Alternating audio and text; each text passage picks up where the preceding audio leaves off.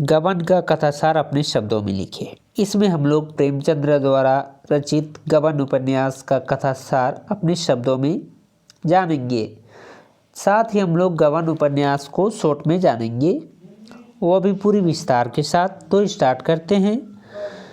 महाशय दीनदयाल बैराग के एक छोटी सी गांव में रहते थे। वह किसानों थे पर खेती करते थे, जमींदार न थे पर जमींदारी करते थे, थानेदार न थे पर थानेदारी करते थे। दीनदयाल जमींदार के मुख्तार थे और उनकी गांव में बहुत धाक थी। उनके पास 4 चपरासी थे, 1 घोड़ा, 1 गाय, भैंस। वेतन कुल 5 रुपया पाते थे। वह बहुत अमीर तो नहीं थे, लेकिन उन्हें आर्थिक संकट नहीं थे, मतलब कि अपनी जिंदगी आराम से चलता था। उनका 3 पुत्र था। एक पुत्री जलपा उत्पन्न हुई, लेकिन तीनों भाइयों के मर जाने के उपरांत जलपा अपने घर में अकेले रह गई। यानी कि जो दीनदयाल था उनका 3 भाई बेटे थे, लेकिन तीनों बेटे मर गए और एक ही पुत्री हुई थी और वह जीवित थी, जिसका नाम जलपा था। लेकिन तीनों भाइयों के मर जाने के उपरांत जलपा अपने घर में अकेली रह गई। ऐसी स्थिति में माता पिता उनकी इच्छाओं की पूर्ण करने में तात्पर्य रहने लगे। उनके पिता दीनदयाल जब कभी बैराग जाते तो जलपा के लिए कोई न कोई आभूषण अवश्य लाते। इस प्रकार जलपा का आभूषणों से प्रेम बचपन से ही प्रारंभ हो गया। एक बार वर्षा ऋतु में झूले पर झूलती हुई गांव की स्त्रियां और लड़कियों के मध्य एक बिसाती आ पहुंची। जलपा ने एक चंद्रहार पसंद करके माता से उसे खरीदने के लिए कहा। माता ने यह कहने पर कि 4 दिन में उसे उसकी चमक दमक जाती रहेगी। बरसाती ने उत्तर दिया कि 4 दिन तो बिटियों को असली चंद्रहार मिल जाएगा। जलपा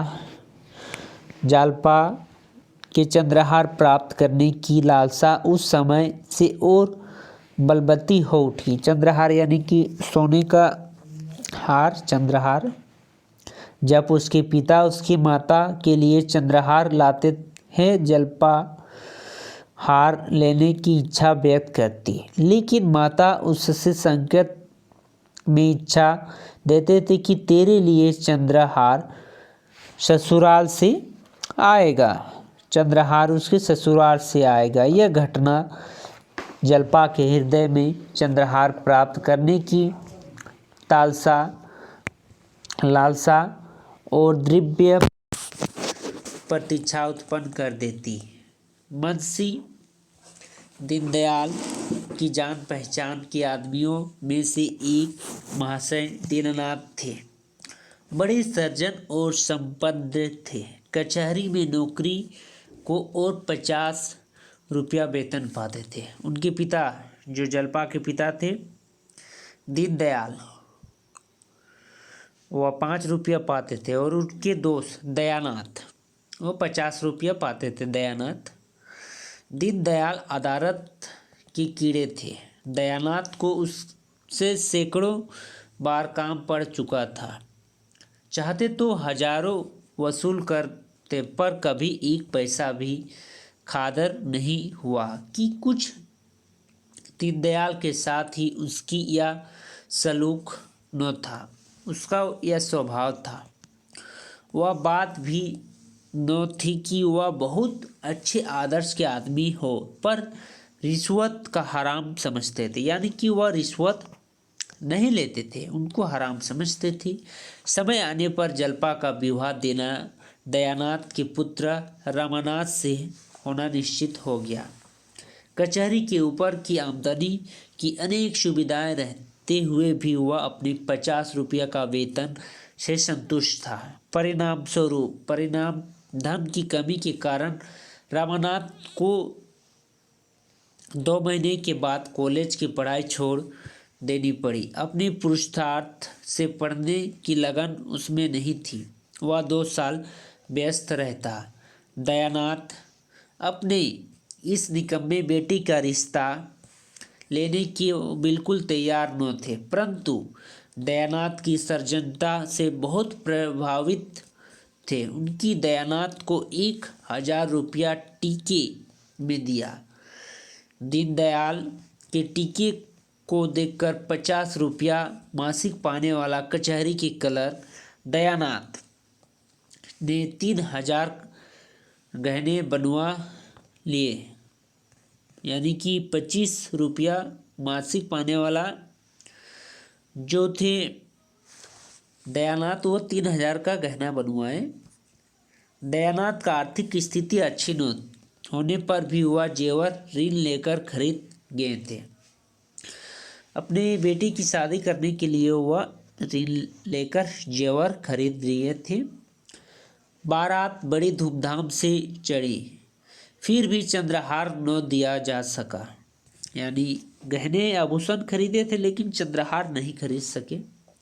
जो जल्पा चंद्रहार चाहती थी, वह शादी से अच्छा उन्हें चंद्रहार मिलेगा बोल के वह शादी करने के लिए राजी थी।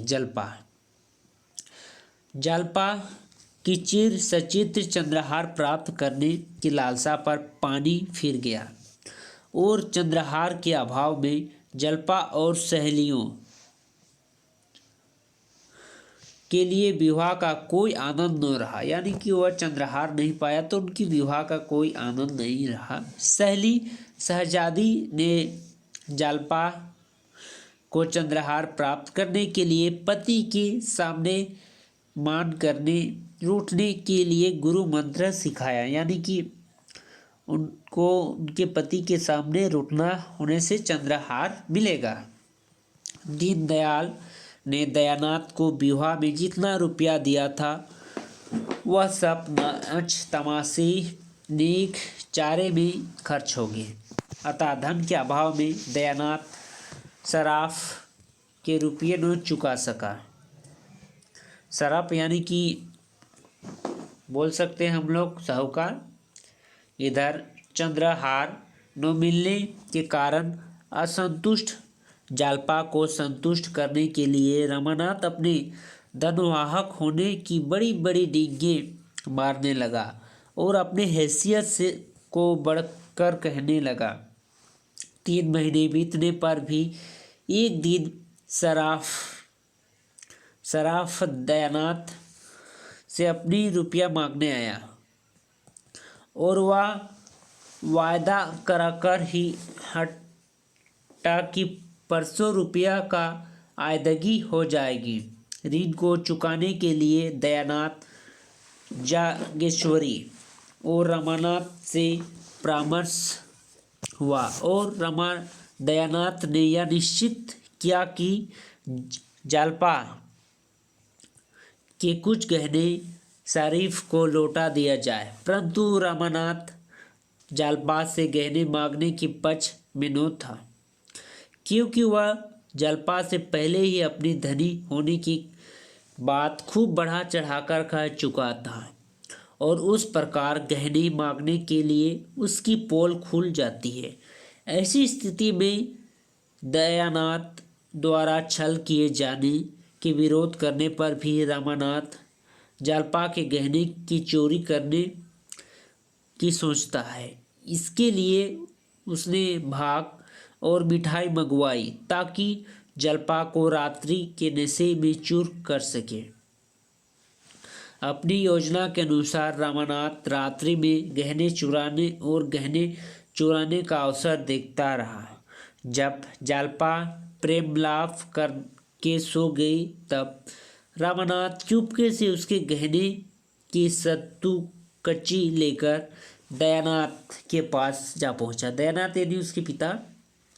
उसी बीच जल्पा ने अपनी गहने की चोरी का सपना देखा। रमानाथ के पुण्य लौटने पर जल्पा ने सपने की बात कहते ही वह चिल्ला पड़ा, चोर चोर, और फिर सब चिल्ला उठा। जल्पा गहने चोरी हो जाने से बहुत दुखी हुई। उससे गहने की अतिरिक्त संसार में अन्य किसी वस्तु से प्रेम न था, क्योंकि किसी वस्तु से प्रेम नहीं था, क्योंकि वह गहने को बचपन से ही आभूषण प्रिय परिवार में पली बढ़ी थी। आभूषण प्रिय परिवार में बढ़ी थी। वह खोई खोई सी रहने लगी।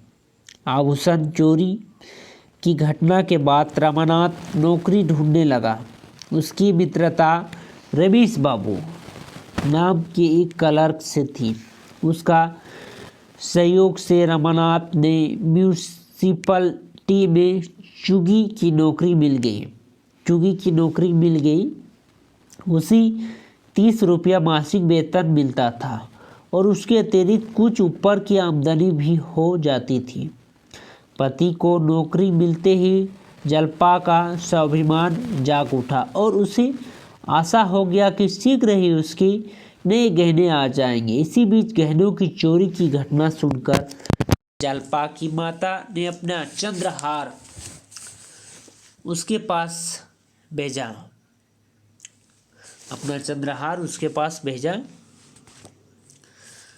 किंतु जलपा का स्वाभिमान ने पति की कमाई में ही गहने लेने को उचित समझ कर अपने माता को हार को लौटा दिया। रामानाथ को अपनी नौकरी की आमदनी देखकर वह विश्वास हो गया कि जलपा के लिए शीघ्र ही गहने बनवा देगा। परंतु जब उसे जलपा द्वारा सहेलियों का लिखा गया पत्र से पता चला कि उसकी पत्नी गहनों के लिए बहुत व्याकुल है, तो उसके आभूषण उधार लाने का निश्चय किया। इससे पहले भी रामानाथ जलपा के लिए गहने लाने का विचार कर रहा था और रमेश बाबू के घर जाकर उसके सम्मुख ऋण पर गहने खरीदने की बात की थी। रमेश बाबू का उपदेश से वह खाली हाथ लौट आया। अतः अंत में रामानाथ ने गहने उधार लाने का निश्चय कर लिया। वह गुंगे शरीफ से गहने उधार ले आया। उसे पाकर जलपा की खुशी का ठिकाना न रहा। रामानाथ के गहने के बारे सारी सराफे में फैल गई। एक दिन एक दलाल चरणदास गहने लेकर रामानाथ के घर जा पहुंचा। जलपा के गलत फहमी के कारण कि इन गहनों के रुपये तो माताजी रामानाथ की माता देगी, 700 रुपया के 2 गहने उधार खरीद लिए गए। उसी प्रकार झूठी आन और संकोच के कारण रामानाथ के ऊपर 1300 रुपया से भी अधिक ऋण हो गया। यानी गहने खरीद कर उनके ऊपर 1300 से अधिक का रुपया का ऋण हो गया। उधार के बोझ से रामानाथ प्रतिदिन चिंतित और परेशान रहने लगा। जलपा गहने पाते ही समाज में अपनी प्रतिष्ठा बढ़ाने का उद्देश्य से सहेलियों से घूमने लगी और नए लोगों से मेल जोल बढ़ाने प्रारंभ कर दिया। सहेली के लिए पान, इलायची, जलपान आदि का सारा व्यय जलपा द्वारा किए जाने लगा। रामानाथ जलपा के साथ सिनेमा आदि देखने जाने लगा। एक पार्टी में सम्मिलित होने से एक बढ़िया साड़ी और एक घड़ी खरीद ली। रामानाथ और जलपा हाईकोर्ट के एक एडवोकेट के यहाँ पार्टी में गए, जहाँ जलपा का परिचय वकील साहब की पत्नी रतन से होता है। रतन को जलपा के कंगन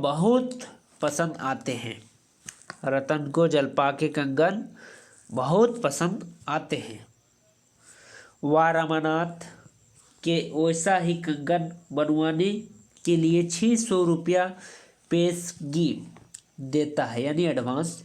रमानाथ इन 600 रुपया को गूंगे सराफ के दुकान को कंगन की नई जोड़ी बनाने को कहता है। गंगू ने पहले तो हाँ कर दी, पर धीरे धीरे इनकार कर दिया। पेशगी के लिए बिना कंगन का वह जोड़ा बनने को तैयार नहीं हुआ। रमानाथ इन सारी बातों को छिपाता रहा। रतन अपने कंगन के लिए बराबर मांग करती, यानी कि पैसा दी थी, मांग कर रही थी, परंतु रमानाथ उनके बनाने की देर होने के बहाने कह के टालता रहा। अंत में रतन को शंका हो गई कि और उसने कहा कि यदि कंगन नहीं बनते तो मेरे पैसे लौटा दो। उनके पैसे लौटाने की बात कही। रमानाथ रतन के रुपये चुकाने के लिए मित्र से उधार मांगता है, पर रुपया नहीं मिल पाते हैं।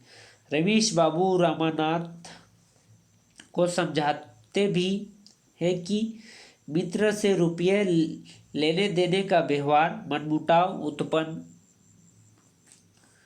कर देता है। बिना कंगन की वह जोड़ी बनाने को तैयार नहीं हुआ।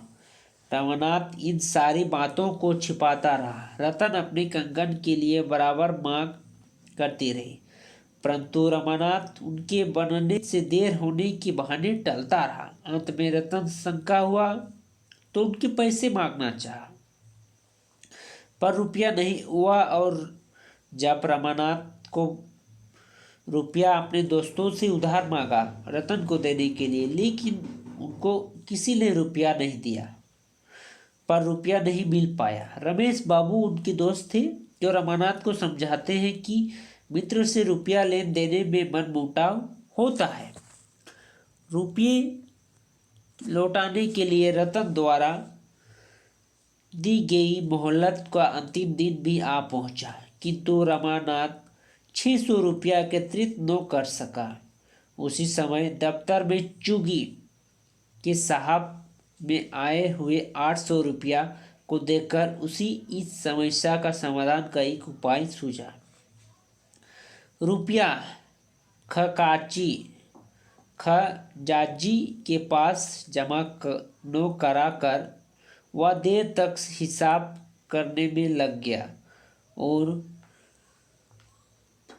खजांची के पास जाने के बाद 800 रुपये की थैली घर ले आया। घर आकर उसने थैली जालपा को देते हुए कहा कि वह रतन को रुपया लाया है। शाम को जब वह घूमने गया तो उसने उससे पीछे रतन रुपया लेने आई। जालपा ने 800 रुपये की थैली जो ही रतन को पकड़ा दी। रमानाथ जब घूमकर घर लौटा तब उसे ज्ञात हुआ कि रतन को 800 रुपया की थैली दे दी गई। वह उसे वापस लाने के लिए रतन के घर गया। वह संकोचवश नहीं ला सका। आप रमानाथ बड़ी मुश्किल में फंस गया। वह सोचने लगा कि यदि कल रुपया खजाने में जमा नहीं हुआ तो उसे गबन का मुकदमा चलेगा और उसे गिरफ्तार करके जेल में डाल दिया जाएगा। उसके सवेरे कहार भेजकर रतन से रुपये मंगवाने का प्रयत्न किया, पर रतन ने थैली के अधिक रुपये अर्थात 200 रुपये ही भेजे। जालपा को 200 जब रुपया भेजे, जालपा को रुपया मंगवाने का पता लग गया। रमानाथ को इतनी जल्दी ही रुपया मंगवाने के लिए कोसते हुए अपने पास 200 रुपया होने का संकेत देकर जालपा ने कहा कि मुझसे से लिए होते। उसी बीच चरणदास का नौकर रमानाथ से आभूषण के रुपये मांगने लगा। उसके कारण पिताजी सामने ऋण का राज खोल गए। दफ्तर जाते समय रमानाथ को जालपा के 200 रुपये दिए। रमानाथ के पास 100 रुपये अपने थे और 200 रतन के यहाँ से मंगवाए थे। इसी प्रकार दफ्तर के 800 में से 500 रमानाथ ने इकट्ठा कर लिया, परंतु शेष 300 का प्रबंध न हो सका। रमानाथ दफ्तर पहुंचे ही रमेश बाबू से मिला और उसके जेब में 300 के नोट गायब होने के बात कही। रमेश बाबू ने कहा कि रुपया कल जमा करा देना, वरना हथकड़ियाँ पड़ जाएगी। रुपया जमा करना, नहीं तो हथकड़ियाँ पड़ जाएगी। रमानाथ से 300 रुपया के प्रबंध के लिए रतन से मिला, पर सफलता न मिली। रतन की घर से निराश लौटते हुए वह यह संकल्प किया कि सारी स्थिति जालपा को बताकर उसके गहने मांगकर उन्हें गिरवी रखकर रुपया जमा कर देंगे। परंतु घर पहुंचते ही रमानाथ का दृढ़ संकल्प ढीला हो गया। उसने पहले की भांति रात को गहने चोरी कर देने को सोचे, पर उसके लिए भी उसका साहस न हुआ। प्रातःकाल उठकर वह रमेश बाबू के घर गया, पर वहां उसे सफलता न मिली। मार्ग में उसने निश्चित किया कि वह जालपा को एक पत्र लिखकर सारी परिस्थितियों से परिचित कराएगा और उसके गहने की मांग करेगा। घर आकर रमानाथ ने लिखा, पर देने का साहस न हुआ। इधर जालपा ने कुछ रुपया निकालकर देने के लिए रमानाथ के जेब में हाथ डाले तो वह पत्र उसके हाथ लग गया। रमानाथ ने पत्र को छीनकर देने का प्रयास किया, पर जालपा से नहीं दिया। जालपा द्वारा पत्र के लिए हुए देखकर रमानाथ ने लज्जा का अनुभव किया, क्योंकि पत्र पढ़कर ही जालपा को रमानाथ का वास्तविक स्थिति ज्ञात हो जाती। अतः वह सीढ़ियों से उतरकर घर से बाहर चल गया और सीधे स्टेशन पर पहुंचकर कोलकाता जाने वाली गाड़ी में बिना टिकट लिए बैठ गया। इधर जालपा पत्र पढ़कर सब कुछ समझ जाती और अपने गहने बेचकर म्यूनिसिपलिटी के रुपये जमा कर देती है। रमानाथ ने गाड़ी में रमानाथ की भेंट एक बूढ़े देवी दीन से हो जाता है। देवी दीन रमानाथ का रेल खर्च देकर उसे अपने साथ कोलकाता ले जाता है। वह नम्र और सहृदय व्यक्ति था। रमानाथ का असहाय अवस्था देखकर उसने उसे अपने यहाँ ठहरा लिया। कोलकाता में उसकी सब्जी की दुकान थी। उस वक्त प्रायः उसकी बुढ़िया पत्नी काम करती थी। रमानाथ देवी दीन के घर में ही रहने लगा, परंतु पुलिस के डर से वह दिन भर कहीं नहीं निकलता था। संध्या के समय वह वाचनालय में जाने लगा। एक दिन वाचनालय में दीननाथ द्वारा प्रकाशित एक विज्ञापित उसे पढ़ने को मिला। उसमें रमानाथ को घर पहुंचने पर 500 रुपये का इनाम देना लिखा था। एक दिन उसे अचानक रतन वाचनालय में दिखाई दी, पर उसे उससे नहीं मिला। उस प्रकार 2 महीने और बीत गए। सर्दी के मौसम से सेठ किरोड़ीमल की ओर से भिखमंगों को कम्बल बांट जा रहे थे। वहीं पहुंचकर मुनीम ने आग्रह कर भी उसे कम्बल ले लाया, पर इस कार्य में उसकी जन्म जन्मांतर की संचित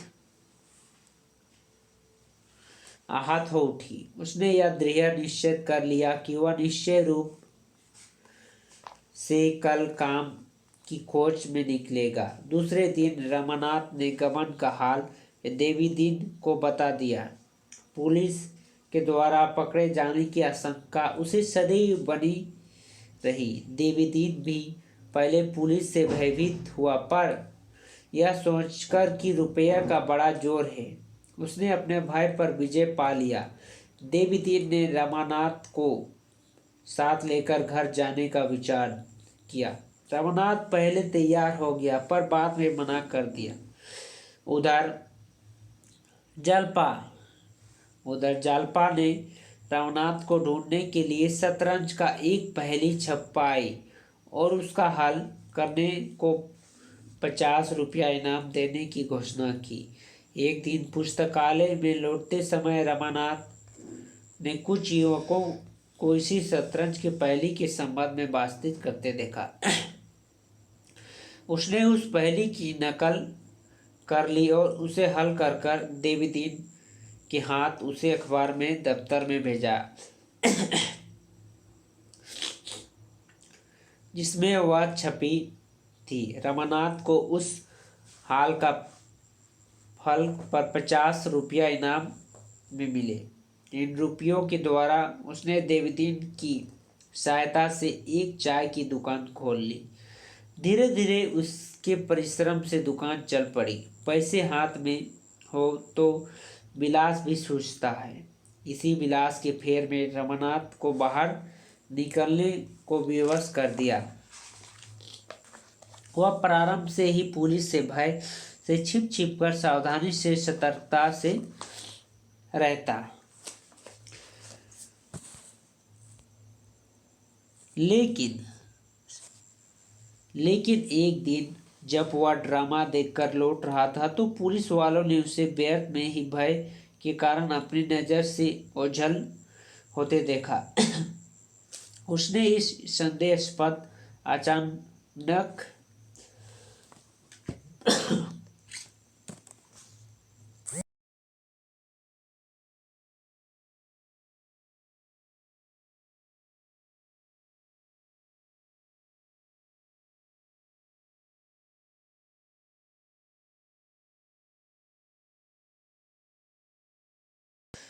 पुलिस को अचानक उन्हें संदेह हुआ कि यह हम लोगों को से कैसे डर कर भाग रहा है। तो उन्होंने अचानक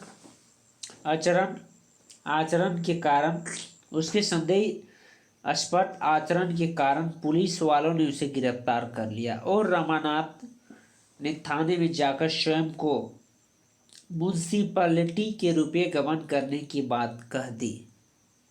पुलिस वालों ने टेलीफोन द्वारा इलाहाबाद पुलिस म्युनिसिपैलिटी से बात की तो उसे पता चला कि रमानाथ चुगी में मुंशी जरूर था, पर उसने गबन नहीं किया। कारण जालपा ने रुपया जमा कर दिए थे।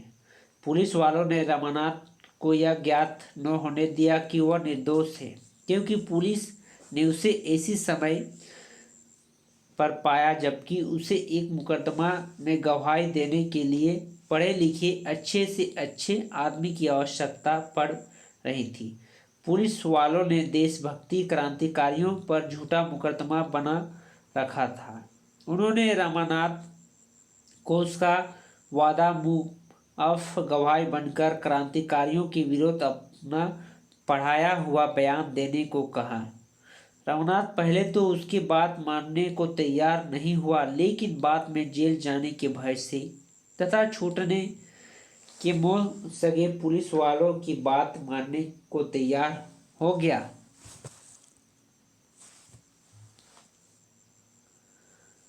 देवी दयाल को जब्बू ने रमानाथ को छुड़ाने का प्रयत्न भी किया, पर रमानाथ हफ्ते तो उनके बात मानने को तैयार नहीं हुआ। लेकिन बाद में जेल जाने के भय से उन्होंने बात मानने को तैयार हो गया। देवीदीन जागो ने रमानाथ को छुड़ाने तब बहुत कोशिश किया पर छुड़ा नहीं सका। तब देवदीन ने जागो वहीं छोड़कर चल गए। रमानाथ ने पुलिस को पढ़ाया हुआ बयान अदालत में दे दिया, जिसके आधार पर क्रांतिकारियों को लंबी लंबी सजाएं हो गई। रमानाथ के इस व्यवहार से देवदीन उससे घृणा करने लगा। रमानाथ की गिरफ्तारी से पहले ही जालपा ने रतन की सलाह से शतरंज को एक नक्शा समाचार पत्र में प्रकाशित करना के घोषणा किया था। उसी हाल करने वालों को 50 रुपये का इनाम दिया जाएगा। रमानाथ ने नक्शे भरकर उस इनाम प्राप्त किया, जिससे घर वालों को मालूम हो गया कि रमानाथ कोलकाता में है। उसी आधार पर जालपा ने रमानाथ को खोजकर कोलकाता आया। प्रजामित्र समाचार पत्र उसमें शतरंज के नक्शा छपा था।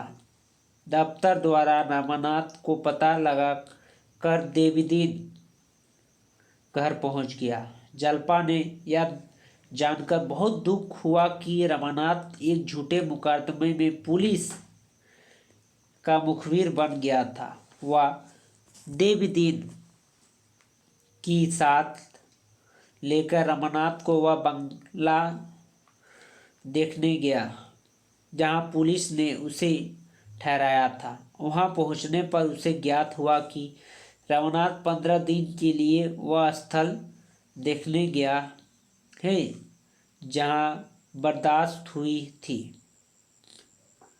रमानाथ को लौटते समय जालपा ने उसे मोटर में बैठाते हुए देख लिया।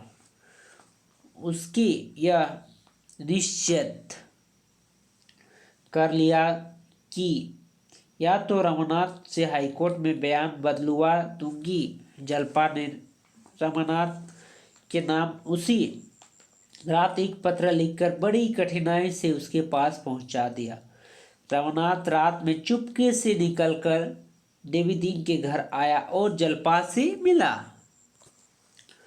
जालपा ने उसी सारी स्थिति का परिचय कराया, उसे अपनी बयान बदलने की बाध्य किया। रमानाथ अब पहले तो तैयार नहीं हुआ, पर जालपा के समझाने बुझाने की बाद में वह जज के सामने अपने बयान बदलने की तैयार हो गया। किंतु पुलिस के अफसरों के धमकाने और उसे बढ़िया नौकरी दिलाने के लालच से जालपा के प्रश्नों पर पानी फिर गया और वह पुण्य क्रांतिकारियों के विरोध गवाह देने को तैयार हो गया। उसी बीच रतन अपने बूढ़े पति का बीमार का इलाज कराने के लिए कोलकाता आई। रतन, जो कि वकील की पत्नी थी, वकील साहब मृत्युशैया पर लेट जाने पड़ने लगे, पर रतन का आश्वासन दिलाया रहे हैं कि वह ठीक होते जा रहे हैं। उन्हें रतन को एक दिन रमानाथ का पता लगने के लिए भेजा, पर पता न लग सका। उसी बीच रतन की वृद्ध पति की मृत्यु हो गई। उनकी पति की मृत्यु हो गई। देह क्रिया के लिए उनके भतीजे मणिभूषण को बुलाया। मणिभूषण रतन को लेकर घर पहुंचा और धीरे धीरे वकील साहब का सारा लेन देन अपने हाथ में ले लिया। मणिभूषण ने बंगला और मोटर बेच दिए और रतन के लिए 15 रुपये का मकान किराए पर ले दिया। रतन क्रोध में आवेश में बिना कुछ समझ लिए जालपा के घर की ओर चली गई। रमानाथ ने पुलिस के प्रभाव में आकर क्रांतिकारियों के विरुद्ध गवाह दे दी। जालपा ने रमानाथ का बयान सुनने आई और उसके बयान न बदलने के कारण कोर्ट से लौटते समय रमानाथ को मन ही मन कोसने लगी। मुकदमे का निर्णय हो गया। उसकी गवाही के कारण स्कूल मास्टर दिनेश को फांसी की सजा मिली और शीर्ष क्रांतिकारियों को कारावास। जालपा को जब मुकदमे का फैसला ज्ञात हुआ उसका हृदय कंपित हो उठा। वह यह सोचकर कांप उठी कि रमानाथ के कारण व्यक्ति को फांसी होगी और अन्य को कारावास।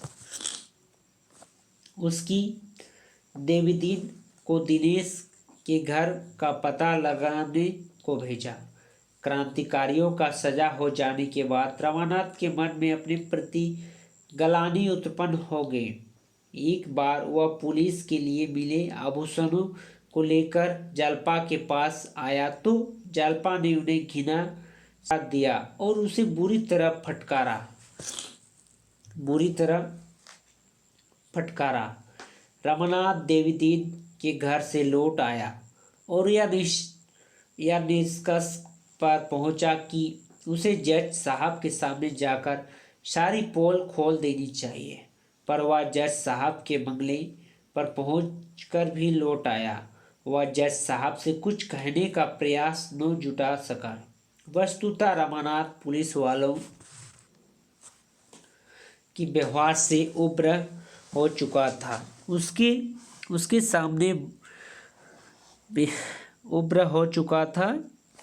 सामने बेढंगा व्यवहार किया। पुलिस वालों को यह समझाते देर न लगी कि रमानाथ का यह परिवर्तन व्यवहार उसकी पत्नी जालपा के कारण हुआ है।